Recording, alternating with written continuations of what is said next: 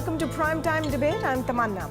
The decoding, questioning and combing of fine print after the budget announcements continue, and special focus is on two important announcements. Both impact a large number of Indians, are aimed at improving the lives of the poor. One, of course, is the announcement that MSP, or the minimum support price for Kharif crops, would be on a cost plus 50% gain formula. The other is that insurance scheme, which is going to cover 50 crore Indians with a cover of 5 lakh rupees each. It's being called Modi Care. It is still not clear what the modalities of this scheme will be, though. So can these promises be kept and show some impact on the ground before the next general elections in 2019? Because it's fairly clear this is where they are aimed. To speak on this, I'm joined this evening by Sujatha Rao, former Secretary of Health and Family Welfare. Abhijit Sen, former Member Planning Commission, joins us as well on the conversation this evening, and Bhattacharya, editor at Business Standard. Welcome all, and thank you for speaking with us on Primetime Debate. Mr. Sen, I'm going to begin by asking you broadly your thoughts on what was done for the agricultural sector in this budget. It was made clear from before the budget that this would be the focus. Have the announcements actually matched up to what was needed? Well, all finance ministers, and I'm not talking about this particular one, usually spend a lot more time talking about agriculture than they deliver in terms of budget figures. This finance minister has done it even more simply because this is an election year.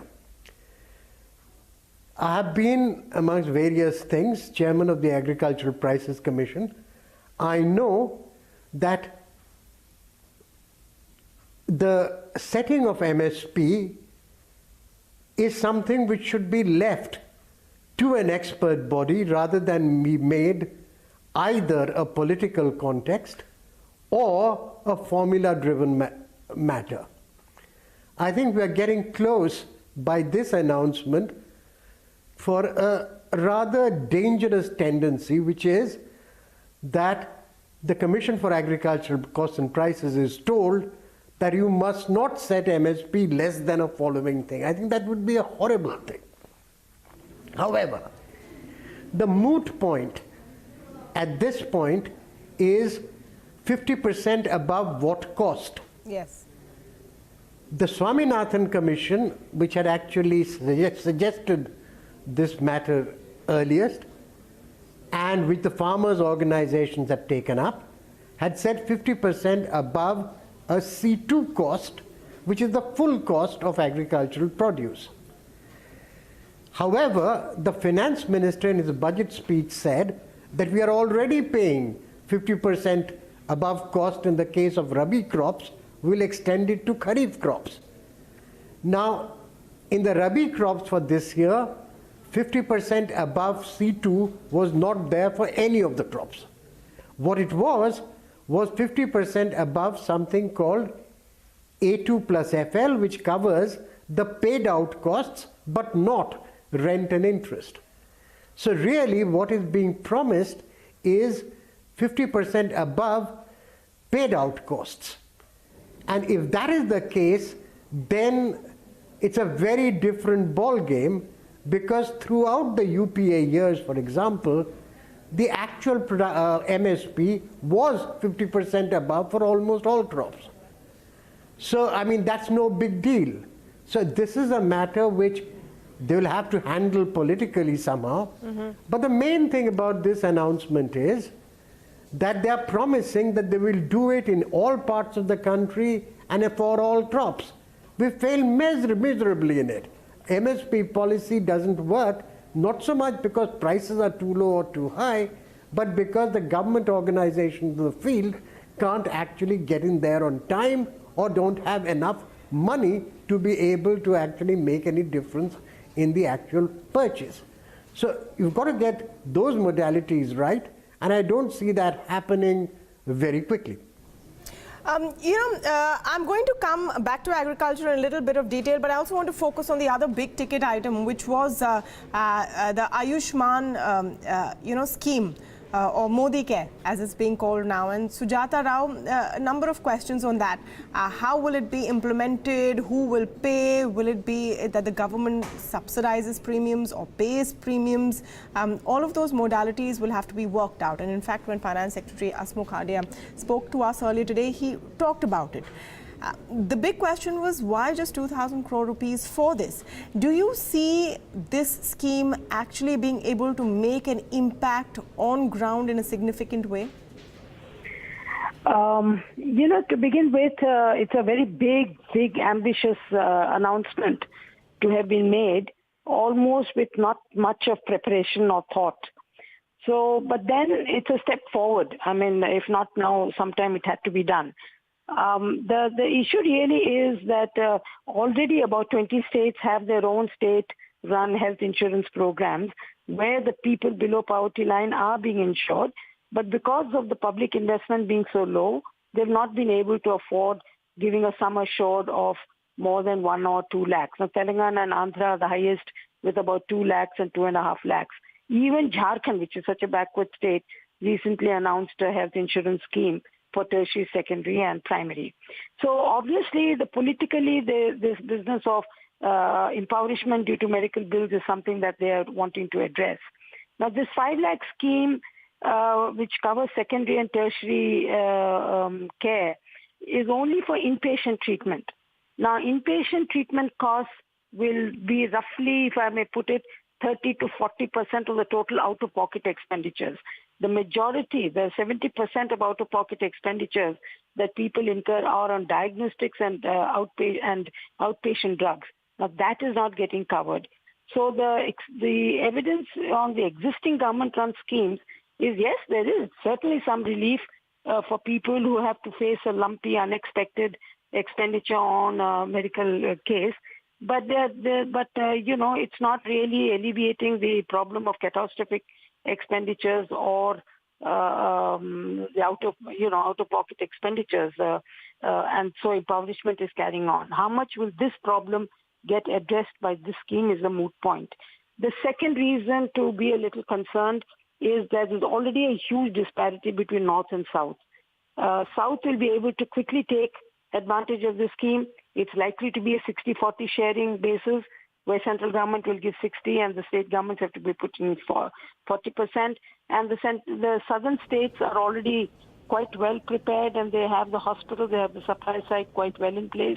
They'll be able to take advantage. But it is the northern states that we should be concerned about, because there are large swaths of the northern parts of the country where there are no public or private service delivery system at all. So yes. What do you do with just merely saying that you're covered for 5 lakhs when there are no doctors or hospitals or facilities being able to provide the service for them? So this, but then I'm still a little optimistic in the sense that since the first step has been taken of giving the political intention, they'll have to now sit down and design a scheme, get it approved, and then it will take at least a year or 2 years for it to be effectively rolled out. And so, the 2,000 crores is neither here nor there. I mean, it's okay for the first year because there is a lead time in health. Unlike other schemes, in health, there is a lead time between when you, for take-up or uptake of health insurance products. It's not as if immediately people respond and begin to take advantage of the scheme. So it's okay. It's a good scheme. And I'm happy that they've said 50 crores, because if poverty line is about 29% or 29 crores, the rest of them are the little above poverty line. And so if they can be assisted under this program, it will help them not fall below the poverty line. So that way it kind of acts as a stabilizer for them from having to sell their assets. But sure. It's a starter. It's a start. Okay. We put some of those questions today, in fact, to Finance Secretary Hasmukh Hadia, and I just want to quickly play out what he said about how this ambitious healthcare scheme will actually be implemented. Scheme has to be operationalized, and the contours of the scheme have to be worked out by the health ministry sitting with the state governments. That is number one. After that, the entire process of empanelment of hospitals, and after empaneling hospitals, we have to go in for either an insurance model in which price discovery will have to be done for the premium amount, and then so you have to decide the qualification criteria for hospitals, for insurance companies to bid, and after that the price discovery will happen. So it will take 6 to 8 months for scheme to be operationalized. That is our expectation. Yeah, it's a centrally sponsored scheme. I presume since it's a centrally sponsored scheme, it will be 60-40. Oh, that's exactly what Sujatha Rao just said, that 60-40 is what she expects, but the southern states might be able to implement that easily. But the big question, Mr. Bhattacharya, is will enough be done in time for 2019? Because I think it's most would agree that these statements of intent are also aimed at telling a mass number of voters that this government cares for them. Something needs to be seen on ground by then? Well, I think both these schemes that you talked about, both agriculture, MSP, as well as the Ayushman scheme, they are grand announcements, and I would not really, pick quarrels with the finance minister for making these announcements in what is clearly a pre-election budget. But I think the problem with both the schemes are with regard to the capacity that the government has in rolling them out in a time frame by which they can gain some electoral dividends. Now, if you have just about less than a year's time before you can go into the polls, my sense is at one level you might rush into an MSP scheme which will be dictated by a cost structure and a cost reimbursement model, but not necessarily will be well targeted. And on the other level, you have a situation with the health scheme where private provision of hospital facilities at public cost has got its own inherent problems. So both the schemes are, to my mind, can get flawed at the time of execution.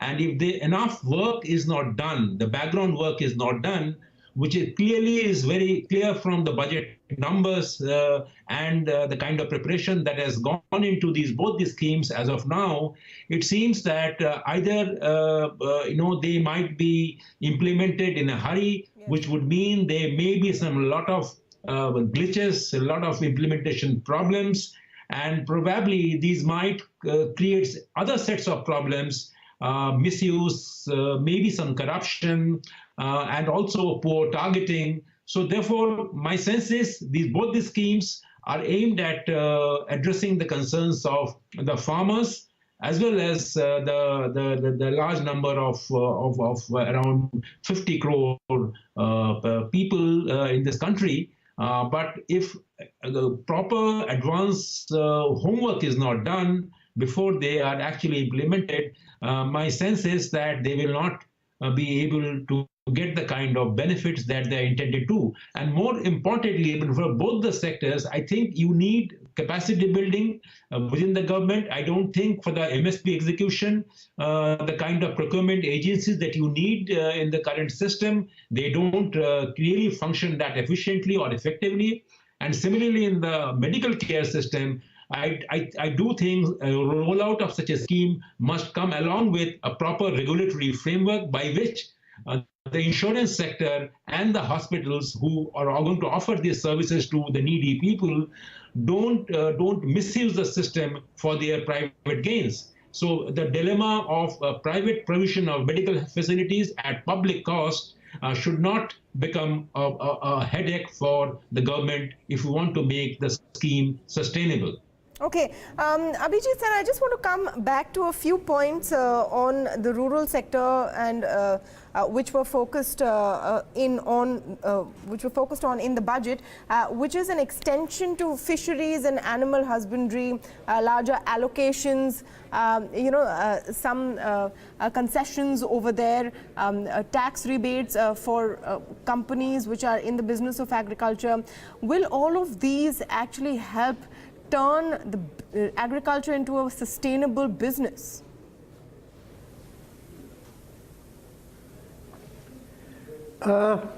See, we must make a distinction between what the budget provides and announcements in the budget speech.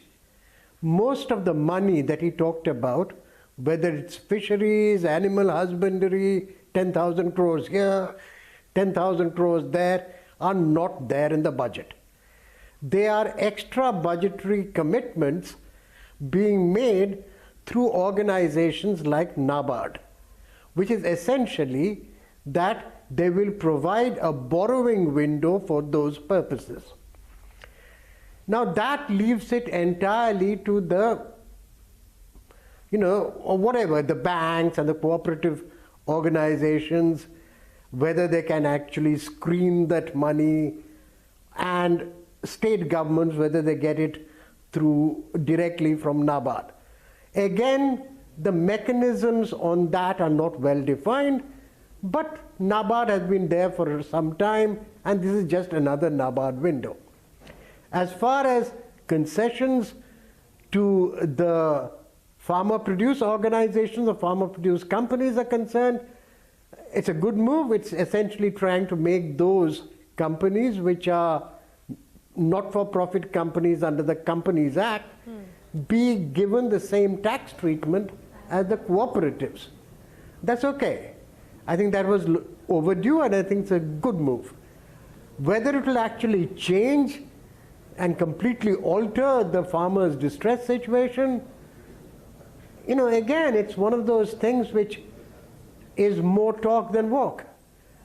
And I think really what both Sujatha and Mr. Bhattacharya said really, to me, point out at the government having selected these two big things, plus a few more, which sound good. People want them. But they've also done it in a manner in which the government itself knows that will take at least a year to deliver. In other words, it can't be done before the next election. Surely, those who make politics also know that you can't make an announcement, and if it doesn't work, you can't expect the people to be happy with just making the announcement unless you have a very early election where you say that I've got all of this planning to do, I will do it over the next year or two, please vote me in and give me 5 more years to implement them. So I think really what you're looking at is early elections. In other words, here are good schemes, we will need time to plan, it can't possibly be done before the next election, but this is the direction we are going to go. Would you agree with that, Mr. Bhattacharya?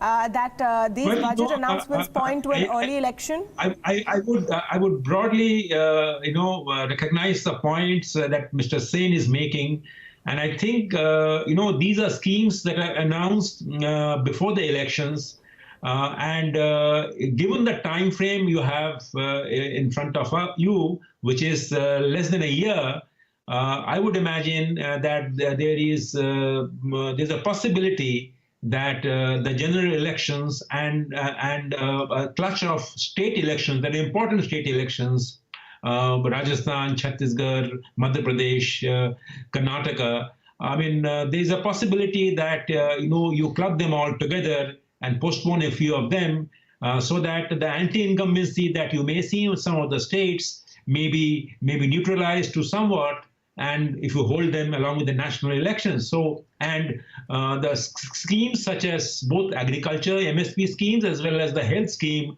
are very good instruments by which you can say that the government of the day has tried to address rural distress, agrarian distress, a point that to which even the Prime Minister referred to recently in an interview, that the government may have made a mistake in not addressing these concerns in good time. There's a lesson that probably the ruling party learned from Gujarat. So I would not be surprised if this is an indication of some recalibration of the election calendar. Ms. Sujatha Rao, just a quick word from you. That clip we played out of the interview with Hasmukh Adia, he looks at a 6 to 8 month time frame for the rollout of some sort of basic version of Modi Care.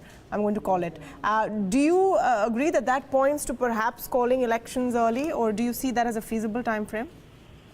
Well, I don't know about the election bit of it. I think what Abhijit is saying makes a bit of a sense, because they are also aware that, they can't be getting any electoral dividends out of the scheme because there is a time lag and it does take time for people to feel the benefits. So maybe it's a perception war that is being on. So if it's early elections, they can always say, look, this is the policy that we want to take it forward so electors in. So maybe, I don't know enough politics, but that sounds reasonable enough. But whereas this scheme is concerned, 6 to 8 months, 1 year, we do have enough experience today on how to run these kind of programs. As I said, the northern states, please, I want to go back to it, 200 districts where the poorest people live, about 70% of the poor live there. There are no hospitals. Building up the delivery infrastructure cannot be done less than 2 years. So that is the big challenge that the health ministry has to face. And for that, there has to be capital infusion. There has to be money, whether at the state level or the central level. Now, these are states that ought to be spending 8% of the revenue expenditure, and they hardly spend 3%. Yes. Are they going to get that extra money now? So, there is no backup of understanding the incremental steps that they have to take forward to really implement a universal health coverage program as they have envisaged. But I still feel, such little work or attention is given to health, that even an announcement like this, we can take it forward and maybe build on it.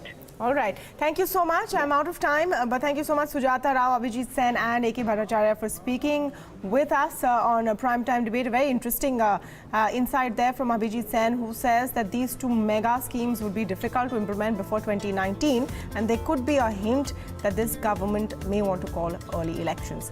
Will that happen? Well, we'll have to wait and watch.